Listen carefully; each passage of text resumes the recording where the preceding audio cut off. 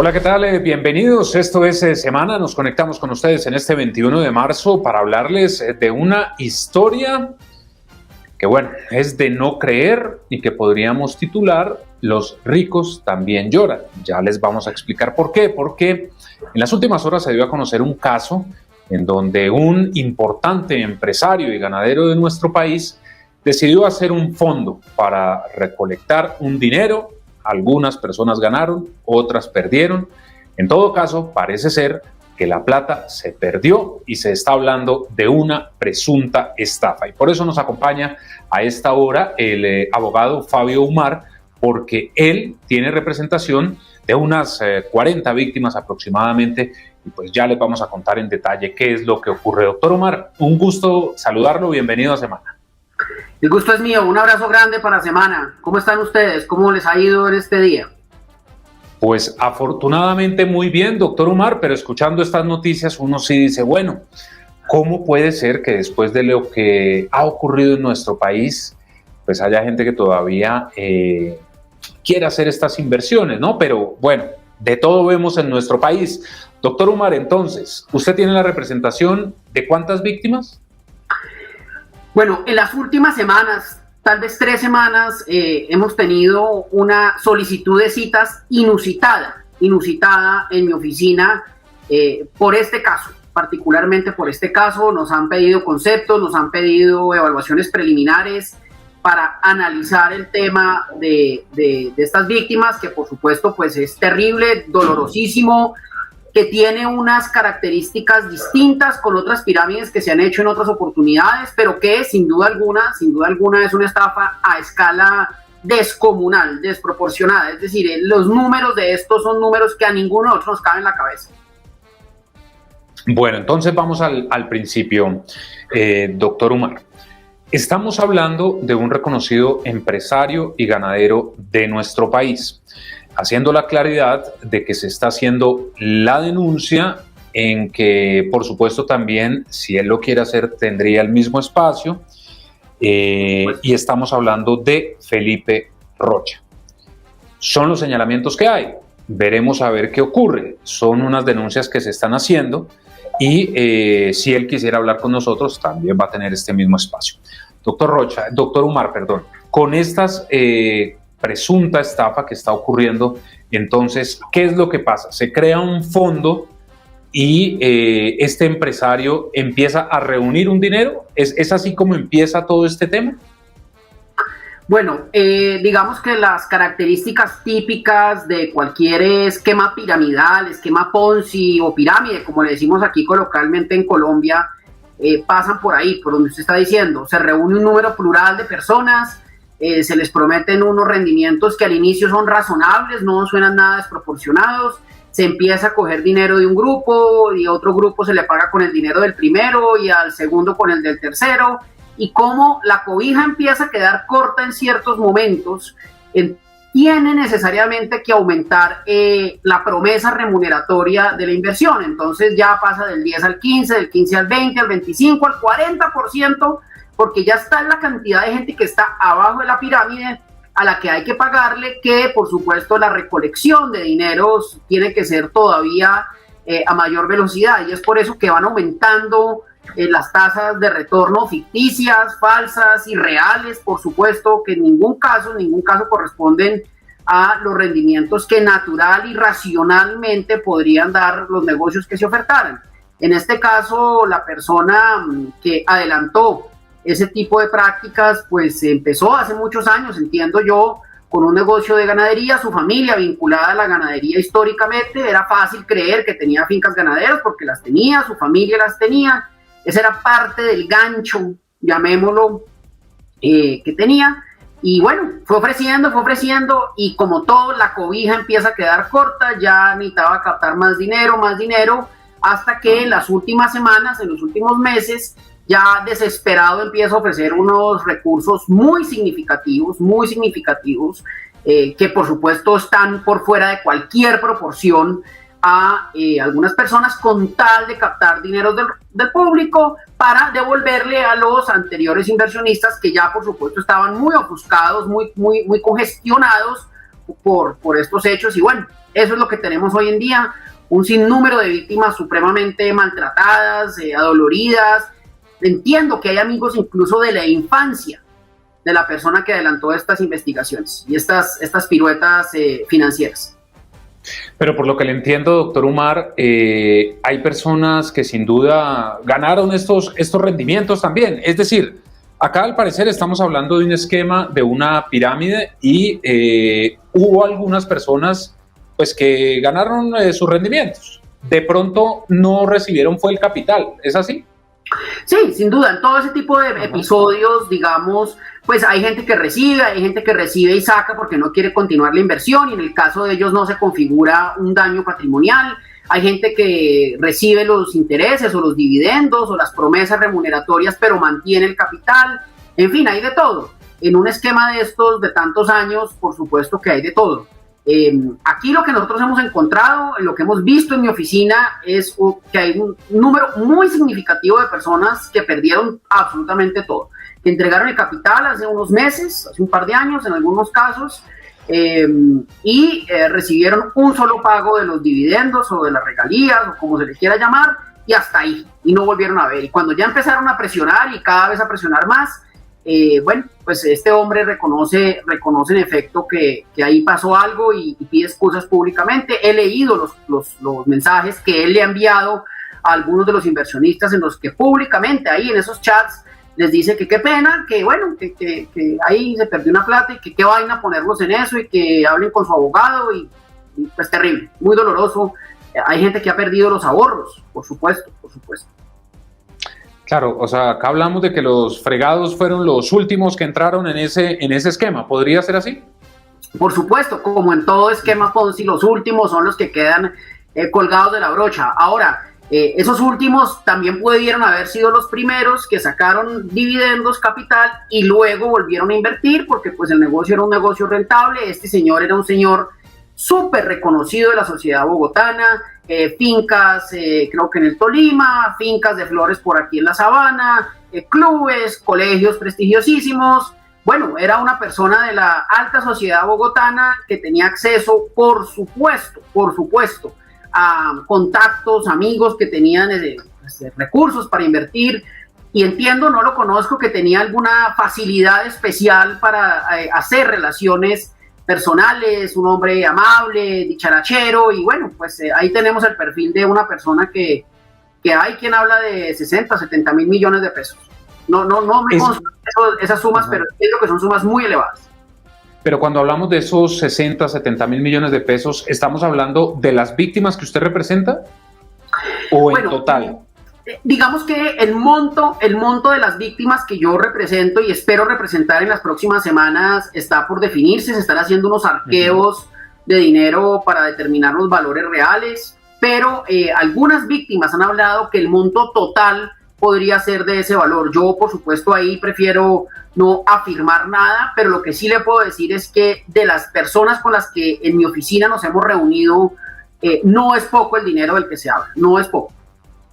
Doctor Umar, y usted, así como ha visto esos chats, digamos, el dinero tiene una trazabilidad, es decir, ¿se puede comprobar que en efecto este empresario ganadero recibió el dinero? Por supuesto, he tenido la oportunidad de ver correos electrónicos, WhatsApp, llamadas, registros, por supuesto, claro que sí. Usted no entrega esas cifras así nomás, usted va entregando esas cifras y de alguna manera pide que le hagan un reporte de cómo va el ganado, que confirmen la recepción del dinero, que confirmen la entrega del dinero. Entonces, sin duda alguna, en algunos casos de eso se ha materializado pues o una estafa o una captación de dinero.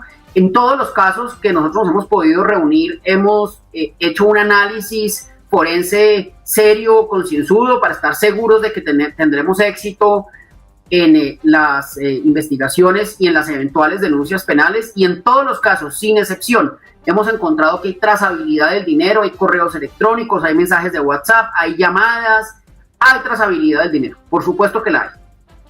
Doctor Umar, esto abre o recuerda mejor a DMG, donde por supuesto hay una jurisprudencia por tema de captación ilegal de dineros. Pero en este caso, en donde la entrega de los recursos es voluntaria para un negocio, en donde supuestamente va a haber unas rentabilidades, ¿podríamos hablar de la misma situación de DMG o acá hay algo distinto? Bueno, varias diferencias que son importantes hacerlas. La primera, el volumen. Digamos, DMG es una pirámide que yo no dudaría en calificar como una de las más grandes en la historia del planeta. Es decir, el volumen... Vendían de todo.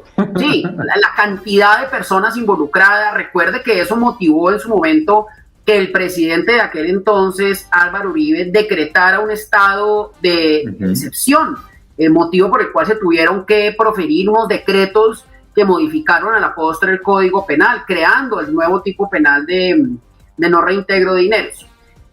Primera diferencia. La segunda diferencia, yo creo que aquí no hubo, hasta donde yo sé y hemos podido indagar, no hubo un aviso público generalizado como sí lo hizo en su momento David Murcia. Recordemos que Murcia Guzmán logró pautar en algunos medios y contratar todo un parque que queda al norte de Bogotá, un complejo comercial gigantesco para la venta de bienes y canjear tarjetas con puntos, una serie de cosas así. Esto era una cosa mucho más privada, muy grande, pero mucho más privada. Y tercero, yo creo que uno tendría que hacer un análisis muy puntual de quiénes son las víctimas. En el caso de David Murcia Guzmán, las víctimas hubo de todo. Uno conoció de todos los colombianos, ricos, pobres, del norte, del sur, de arriba, de abajo, pero en general había una característica y es que la gente que invirtió allí pues era gente de escasos recursos, en su gran mayoría. Había excepciones, por supuesto. Eso no es en este caso. Este caso es gente de su círculo social, un círculo social, insisto, supremamente elevado, supremamente exquisito, si se quiere, que confiando en su gran amigo de toda la vida o en el amigo de su amigo, pues invirtieron unos recursos. Ahora, esas son las diferencias. Las similitudes, por supuesto que las hay, por supuesto que las hay. Es la promesa de algo que no existe. Claro. Doctor Umar, pensando del otro lado, como estamos hablando de la élite de nuestro país, de personas que son educadas financieramente, tal vez el empresario ganadero no pueda afirmar que se trató de un negocio, que como todo negocio tiene un riesgo, que se atravesó la pandemia, que los insumos para el ganado están muy caros, bueno, en fin, cantidad de cosas y que por esa razón sencillamente la plática se perdió o no es tan sencillo el asunto. Pues esa podrá ser una defensa que él plantee, una defensa que yo personalmente no le veo ningún éxito, sumamente complejo, sumamente difícil enarbolar ese tipo de defensas, no solo porque no es cierto, porque para probar eso tendría que mostrar efectivamente la compra de insumos, qué sé yo, una tormenta que acabó con las tierras, cualquier cosa, digamos, constitutivas de un hecho de fuerza mayor o caso fortuito que dañaron el negocio, lo que efectivamente le puede pasar a cualquiera. No, es que aquí él ya por escrito ha reconocido que qué pena, que no quería causar ese daño, pero que lo causó. El comportamiento es perfectamente habitual en este tipo de escenarios y es empezar cada vez más a recoger dinero con intereses o promesas remuneratorias más altas.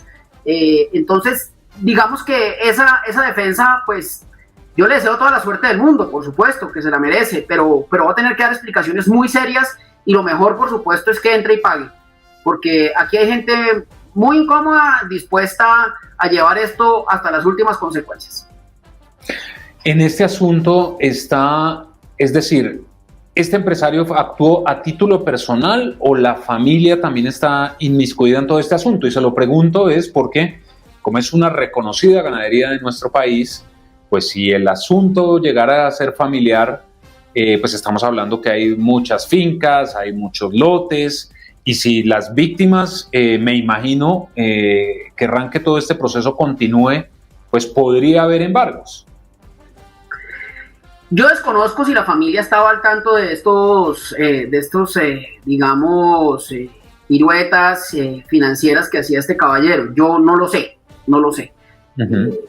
Ya tendrá la familia que ver si entra a apoyarlo, ya tendrá la familia que determinar si venden bienes para pagar los daños que ha hecho el hijo. Yo eso no me corresponde a mí. Yo lo que sí quisiera, y de verdad aprovechando la exposición mediática que tiene Semana, es No solo decirle a las víctimas que denuncien, que están en su derecho y casi que en su deber moral de que este tipo de situaciones no vuelvan a pasar, y decirle al abogado, del caballero, que estoy esperando la llamada para poder evitarnos el pleito penal y llegar a una negociación tranquila, pacífica, entendiendo que se cometieron unos errores, pero que de alguna manera hay que resarcir el daño que se causó, porque se causó un daño significativo.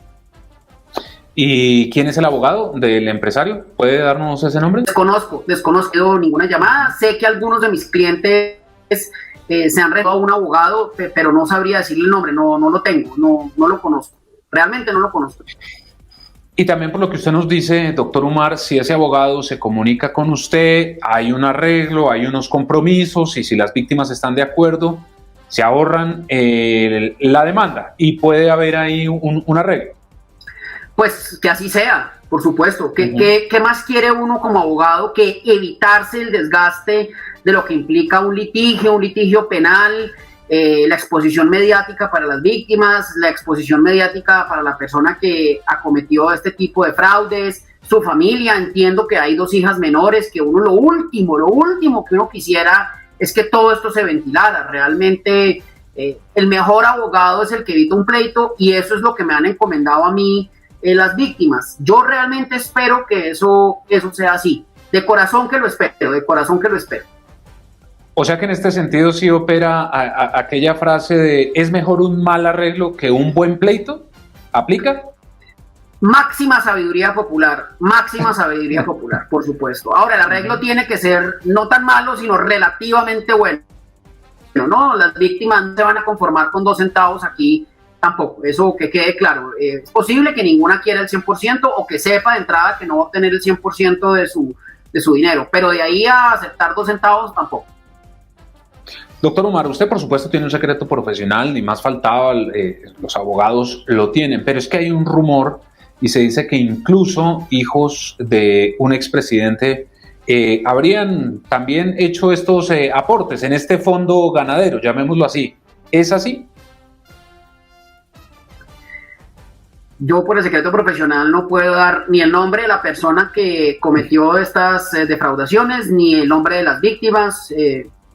Eso lo ha dicho usted, no yo. Bueno, pero es que además, como hay tantos expresidentes de Colombia, pues tampoco diríamos quién es. Entiendo que usted ha tocado un punto que puede ser cierto. Bueno, pues vamos a indagar porque al parecer esta información también un hijo de un expresidente habría hecho estos aportes y sería una de las víctimas. Doctor Umar, con las personas con las que usted ha hablado y que le han dado a conocer el tema, ¿por qué decidieron hacerlo? Es decir, ¿en qué momento se cansaron, lo buscaron a usted para ponerle de presente toda esta situación? Bueno, básicamente porque vieron que ya no había respuesta, que no había, digamos, ninguna manera sensata, ecuánime, pacífica de recibir sus dineros. Se cansaron de llamar a este señor, de mandarle mensajes, de llamarlo, de buscarlo, de llegarle a la casa. Se cansaron.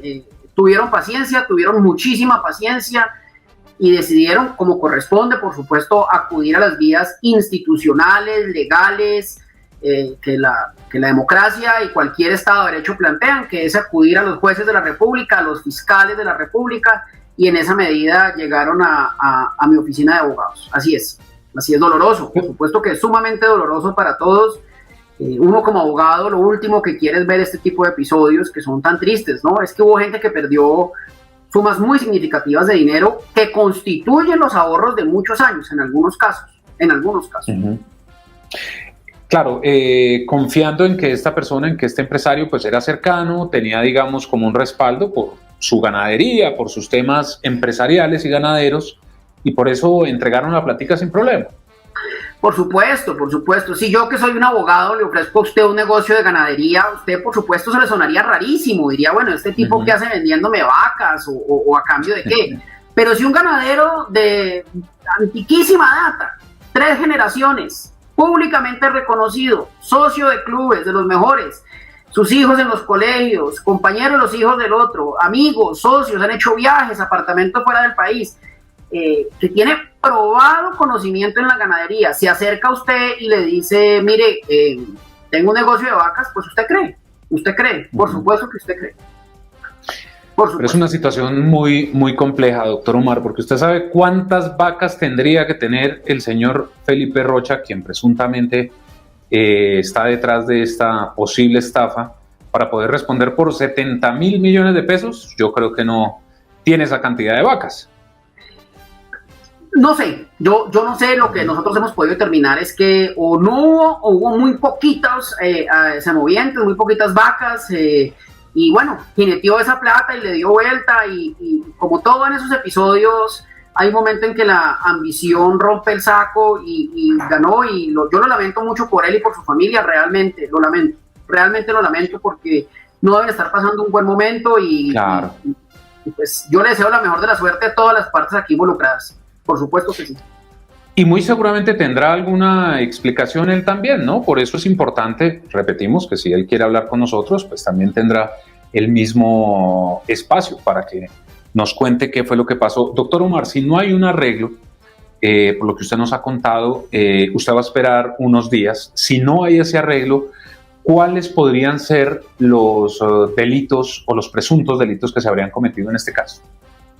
Bueno, hay varios delitos. De lo que nosotros hemos podido determinar está el delito de captación de dinero, el delito de no reintegro del capital, que son delitos distintos, vinculados, relacionados, pero distintos, y podría haber unas falsedades documentales porque hemos determinado que en cierto cruce de correspondencias él se refiere a que el negocio está muy bien, de que el negocio está andando, y ahí podría haber entonces una falsedad. Amén, por supuesto, del enriquecimiento ilícito, porque pues nadie adelanta un esquema de esta categoría si no es con un enriquecimiento ilícito. Entonces ahí podría haber varios delitos. Estamos analizando detenida y calmadamente la posibilidad de mirar a dónde fue a parar ese dinero también, ¿no? Porque a algún lado tuvo que parar. Claro, porque estamos hablando de cifras muy, muy importantes, son casi 70.000 millones, y eso, doctor Umar, que usted está entregando un estimado, es decir, la cifra podría ser más incluso. Seguramente habrá personas que ni siquiera quieran aparecer, por supuesto, están en su derecho, habrá personas que no quieran reclamar nada, habrá personas que den por perdido lo que perdieron y están en su legítimo derecho también. Quizás el estimado no lo sabe sino él, el valor exacto solo lo sabe él, probablemente es así. Sí, doctor Umar, las víctimas, quienes lo han contactado a usted, ¿han dado un plazo? Es decir, le han dicho a usted, abogado, vamos a esperar una semana, 2 semanas, o si no, vamos adelante con el proceso. Yo debería estar radicando denuncias más o menos en 8 o 10 días. Te las tengo listas, las tenemos listas en mi oficina, dando un plazo prudencial, porque entiendo que ha habido algunos intentos de comunicación del abogado que le ha designado para con las víctimas, y si eso no funciona, yo en una semana, de más o menos 10 días, debería estar radicando denuncias. Así es. Sí, por supuesto, sin dar nombres, además porque no lo puede hacer, doctor Umar. Me imagino yo que debe haber unas víctimas que han sido más afectadas que otras, es decir, algunos tuvieron que haber hecho una inversión mucho más alta. ¿Usted nos puede dar la cifra de pronto una sola inversión de uno de sus clientes? Pues tengo una persona que en la última inversión la hizo por 1.000 millones de pesos. Una sola persona por 1.000 millones de pesos. Pero claro, por supuesto, y lo que voy a decir suena antipático, pero es la realidad. No es lo mismo perder 1.000 millones cuando usted tiene una fortuna a perder 1.000 cuando es su único capital, ¿no? Es antipático decirlo, pero no es lo mismo perder 1.000 cuando usted es rico que perder 1.000 cuando es lo único que tiene en su vida. O 100, no importa. Pero es que hubo gente que perdió mucho dinero y tenía mucho, entonces no le afecta tanto, pero hubo gente que perdió mucho dinero y era su único capital. Aquí estamos hablando de gente que, entiendo, ha perdido ahorros de los últimos 10 años. Claro, pensando en que con la rentabilidad y pues por los pergaminos, digámoslo así, de esta persona, pues iban a obtener esta rentabilidad, y mire usted, están perdiendo todo. Oh, terrible. Doctor Umar, otro punto importante, si esto se va a un proceso, ¿cuánto podría tardar en que las víctimas recuperen algo de ese dinero que invirtieron? No, yo no podría decirle porque hay demasiados escenarios, demasiadas variables. Es posible que con la sola presentación de la denuncia se pague, que haya una aceptación de cargos, un preacuerdo, un principio de oportunidad. Es decir, hay un sinnúmero de escenarios y de salidas procesales que la ley colombiana contempla para ello. Y por supuesto, siempre estará abierta la puerta de la negociación para estos asuntos. Yo no podría decirle cuánto se tarda en obtener vía un acuerdo la reparación a las víctimas. Lo que yo sí le puedo decir es que un proceso penal puede tomar más o menos entre 2 a 4 años, siempre pensando en una sentencia al final de este ejercicio, sentencia que yo esperaría nunca tuviéramos que llegar allá y que pudiéramos reparar este daño cuanto antes, insisto, evitándonos el conflicto legal que se nos va a avecinar a todos aquí, porque las víctimas también van a tener en algún momento determinado que pagar abogado, acercarse, reconocer, y eso es incómodo, eso cansa, eso agota. La mejor vía para acabar este conflicto es una vía negociada. Pues doctor Umar, gracias por haber estado con nosotros aquí en Semana y entregarnos detalles de este caso que, bueno, ya empieza a ser noticia, se empieza a hablar del tema. Pues estaremos atentos, doctor Umar, a ver qué pasa. Si hay este diálogo con el abogado, lo estaremos molestando a usted para saber ojalá. Si hay este arreglo y que se pueda solucionar antes de acudir a la justicia, ¿no? Amén, que así sea, porque pues realmente lo último que queremos nosotros es que esto explote aún más y bueno, pues iremos hasta las últimas consecuencias esperando no llegar nunca a ellas. Pues Fabio Umar, abogado, quien representa a las víctimas de este caso que les hemos contado. Veremos, esto tendrá muchos desarrollos, también tendremos que hacer otras averiguaciones, pero gracias por estar con nosotros. Ya saben, la cita a través de todas nuestras redes sociales e ingresen a www.semana.com para que encuentren allí todas las noticias de Colombia y el mundo. Que estén muy bien.